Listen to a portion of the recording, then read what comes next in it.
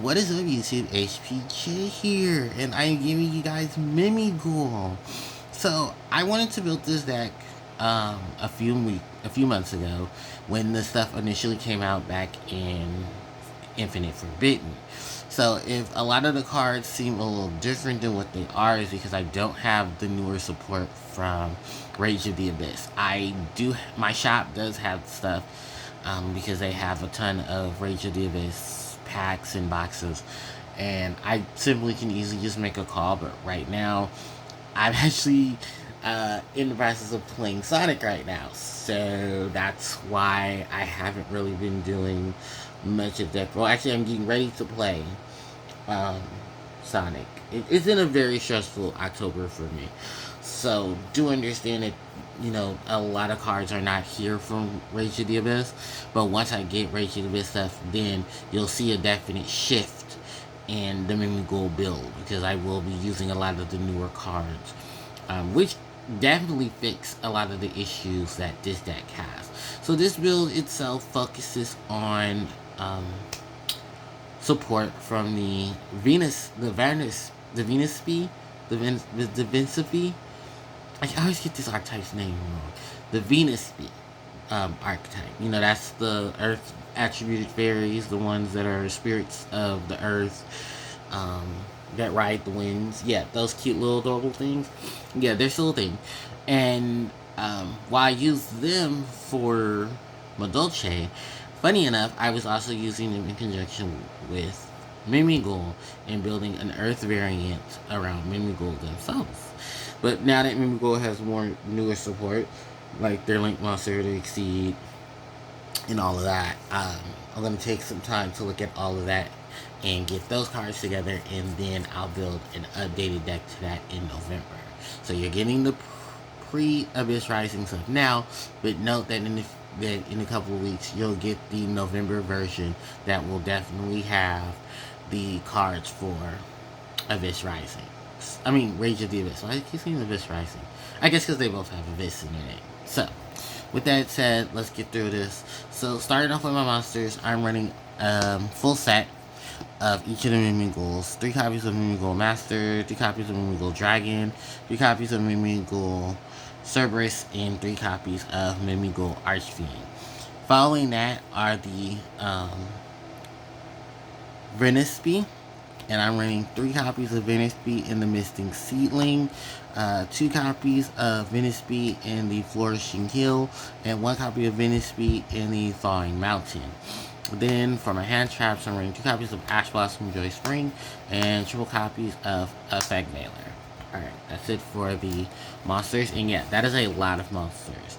For the spell cards, I'm running triple copies of Mimighoul Dungeon with triple copies of Mimighoul Maker. Then triple copies of Dark Ruler No More, 2 copies of Triple Tactics Talent, 1 Terraforming, and 1 Call by the Grave. Then the last card in the deck is triple copies of Mimighoul Room. And that's pretty much it for all of the all the main deck cards. That should be a total of 40. And then for its extra deck, I'm running 1 copy of Salaman Great Amarage. Followed up by that are 1 copy of IP Masquerena, 1 copy of Nightmare Cerberus, 1 copy of Nightmare Phoenix, and 1 copy of Nightmare Unicorn. To follow that up, I got 1 copy of Access Code Talker and 1 copy of Underworld Goddess of the Closed World. Then 1 copy of Lureless Assembled Nightingale, 1 copy of Lureless Ragtail Starling, 1 copy of Assembly Blue Robin, 1 Soccer Magician, 1 Downer Magician, 1 Divine Arsenal's Level Jesus Sky Thunder, 1 number F0 Utopic Future, and 1 copy of number F0 Utopic Draco Future. So that's pretty much it for the extra deck.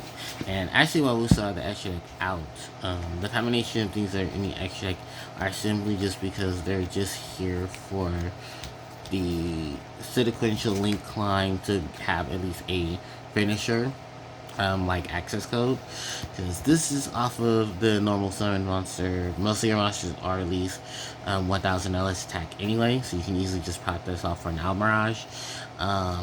The IP Masquerena, simple, just get into her, then link away into something that you can use, like the Cerberus, to discard to help you destroy a monster on the field. The Nightmare Phoenix to discard so you can destroy a spell card on the field, spell trap card on the field, and Unicorn to bounce something away. The Actions Code Talker, of course, a great finish for any deck. Of course, simply just get into this guy, banish your link monster to give it attack points, and then be able to destroy something off of its ability. While the Underworld Goddess isn't really too much of a thing, but using your opponent's monsters to link summon with can be very beneficial, especially for monsters that one of your link monsters point to, thanks to cards like Access Code Talker. The Lairless package is simply because, well, majority of them are level 1, so they're easy fighters. You can use stuff like Ghost Tricks, because I have seen some builds focus on using some of the Ghost Trick cards as well. But I think this is more so of just having optional cards to go into the Utopia Draco, who I'll get into in just a moment. Slacker into Downer, simple combo of things. Same thing with Divine Arsenal. It's basically Link climbing into a big monster that can read off the board. Then we have Utopic Future, who only really helps us just go into Utopic Draco. And the whole thing with Utopic Draco is basically to negate cards, take control of opponent's monster, and use it, and then give it back to him, if I'm not mistaken. Because there's been a minute since I actually had to use this card. Okay, yeah, you can. Negate the activation of the monster effect, attach material, and then take control of the monster. So, yeah. Basically, just a more of a permanent, change of heart. So, yeah. And at least it helps you with some things. So, that's pretty much just the whole lineup of the extra deck. Is funny enough, if you put like a pot of extravagance or a pot of prosperity in this, it's not really gonna hurt you.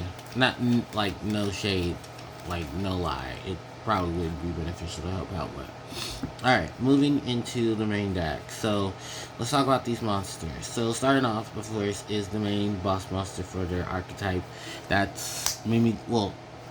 Before the changes now, we got Mimighoul Master. So, basically, the whole gimmick of the Mimighouls is to be able to give your opponent a Mimighoul monster and then flip that monster face up while it's on your opponent's side of the field, and then you gain different abilities for such. It's kind of like when you play RPGs and you go into dungeons and you run into a random chest. You may not know what's in the chest, and then you have to pop the chest open, and it can be anything from really cool treasure to a monster in a box. Final Fantasy references, or those who play Pokemon, yeah, those are like your Electrodes, your Among Us, your Fungus, and stuff like that. So with this monster, everybody's so a little sleepy. Mimighoul Master basically makes it so it can be destroyed by a card effect while your opponent controls any face-down monsters, or you control a Mimighoul monster other than Master. Then your ability to be able to normal stress summon. When this card is no more stressful, you're able to add a Mimighoul monster from your deck to your hand, except for a copy of itself. And then during your opponent's main phase quick effect, you can change the face down monster in the field in the face up or face down defense position, meaning that you can easily flip some of their monsters face up. And of course, those are just the Mimighouls that you'll be giving to your opponent. Dragon is the one that basically helps you get rid of the monsters that your opponent's side of the field that are not a Mimighoul monster or in face down to the defense position. If I am yeah, the strong face up monsters you control except for a Mimighoul monster. So basically, yeah, destroying everything that your opponent has that isn't a Mimighoul. Then the other ability, of course, is to be able to give control to the opponent. But for the most part with that, you're just basically just giving it back to yourself. The ideal thing of this is that you're able to search for yourselves and traps and add it to your hand. So while monster destruction is a thing, it's also able to get out your souls and traps. Mimighoul Cerberus is the next one up. Banishing 3 cards from the top of your deck to then special summon 1 banished monster to your opponent's side of the field in face down position. Being able to give your opponent one of your Mimighouls without the hassle. The other ability is that during the main phase, I believe you're able to. Your opponent cannot target face up. Yeah, your opponent cannot target face up spells you control with card effects, so that just protects your field spell. Mimighoul Archfiend is up next. Another 3 that I'm playing. This is a basically draw. When flipped during the main phase, activate one of the following effects. Your opponent draws a card, send one card from your hand to the grave, or give your opponent control of the card.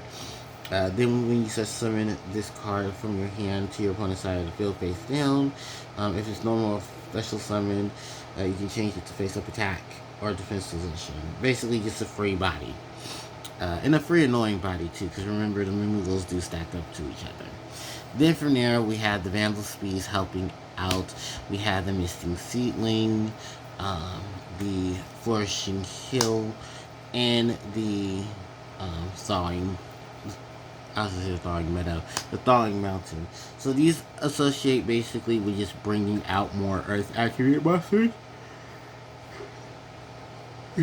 Or more copies of themselves. This is an engine that apparently just faded itself out from Mimighoul because it's one of those engines that it's just Earth attributed monsters just to help with additional things.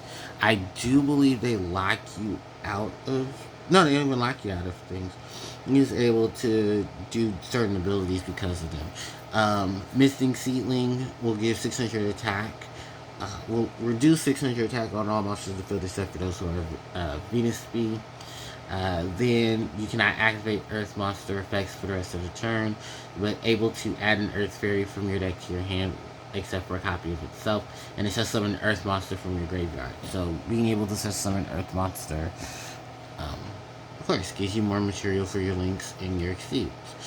Same thing with the Flourishing Hills. And with Flourishing Hills, she's able to make sure your Vandal monsters cannot be destroyed by card effect. You can discard this card and another Vandal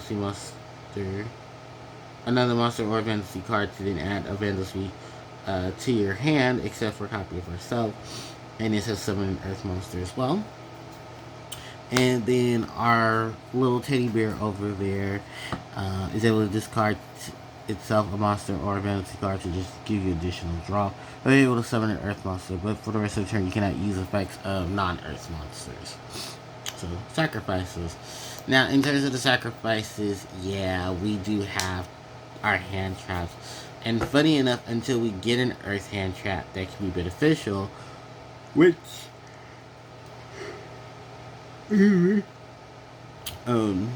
Shadow Successor does, yeah, Valor and Ash Blossom are hand traps of choice. So you just have to basically maneuver around the Vandal speed. But for the most part, the Vandal speed stuff is something you do on your turn. Valor and Ash are basically, basically stuff you do on your opponent's turn. So that's pretty much my lineup there. I know it's a very bulky one as well, but like I said, the newer cards help thin a lot of this out. So we move on from them, and then we go into our spell cards.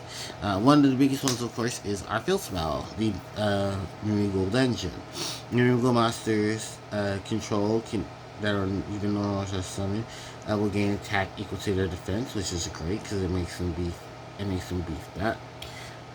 The player who controls a face-down monster cannot normal summon nor declare an attack with a monster that was just summoned this turn. So it slows down the system of attackers.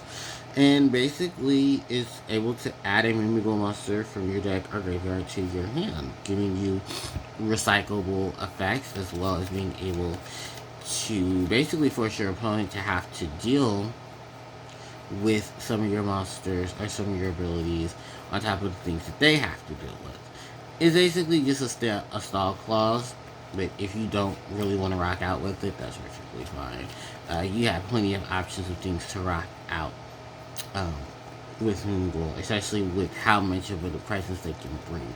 Plus, when the newer support from Rage of the Abyss, you're definitely not going to miss out on anything because you're going to have even more monsters to put onto the board, monsters to get you monsters from your opponent's side of the field, and even things to summon other cards and search out for things. Next up is the Mimighoul Maker, which basically just treats itself as an additional special summon to the board, then being able to mess around with your opponent's monsters as well. Banishing this card to the target face down monster on your opponent's side of the field and force it face up, meaning that it can force your Cerberus and them to your Cerberus or your dragons and them to flip and then trigger off their abilities.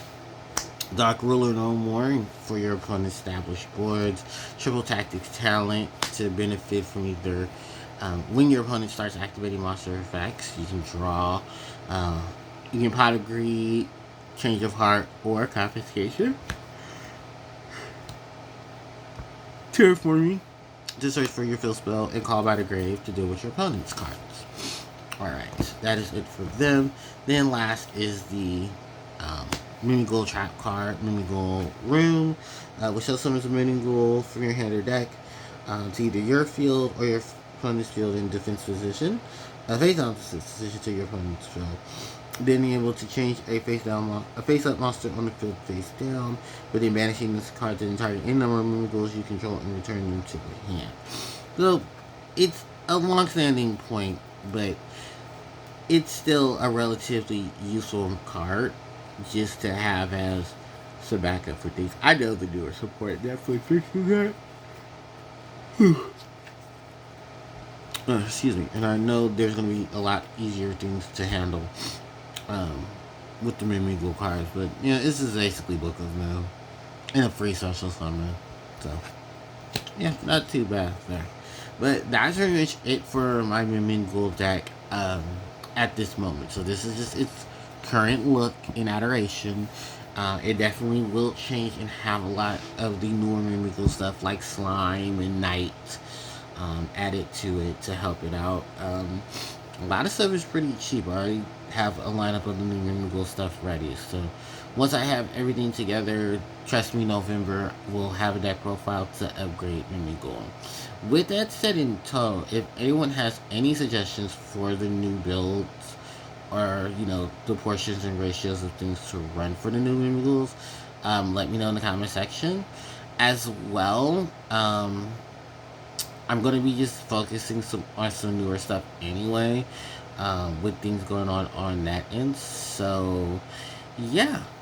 I hope you guys stay tuned for that. So, thank you guys so much for watching. Don't forget to like, comment, share, and subscribe to the channel as it helps me out tremendously. You hit the notification bell to be informed when I upload more content to the channel. Social media links are in the description box below. And if you guys would like to check previous content, definitely look at the previous playlist and video. So with that until thanks everyone for watching, and I will catch y'all next time. HGJ signing out. Take care.